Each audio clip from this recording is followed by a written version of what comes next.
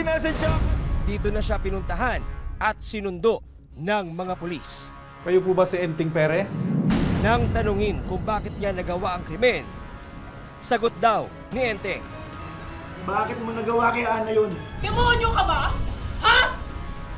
Pati kuskus na bata, pinapatulad mo!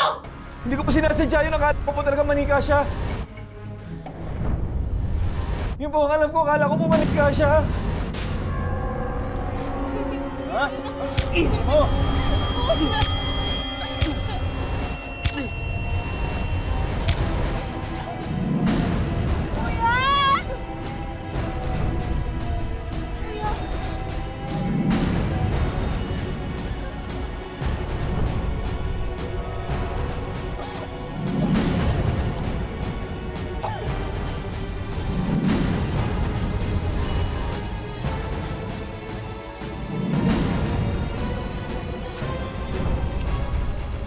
Sabi niya parang manika daw ang tingin niya kasi maliliit na buhat-buhat niya. Opo.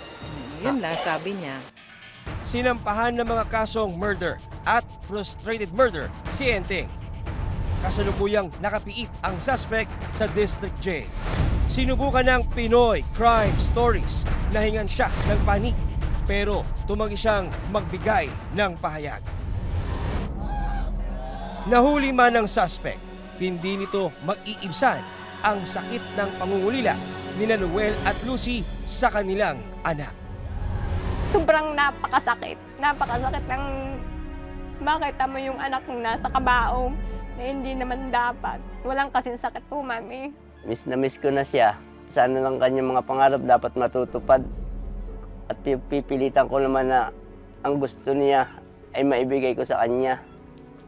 Sa ngayon, unti-unti namang bumabangon ang pamilya ni Chloe mula sa insidente. Ano masasabi mong na ikaw, kausap kita ngayon, kasama mo mga mama mo, papa mo, na malakas ka ngayon at nakaligtas. Anong pakiramdam mo? Masaya po.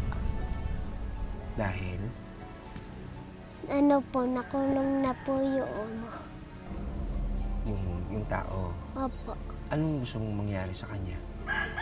Doon na lang po habang buhay.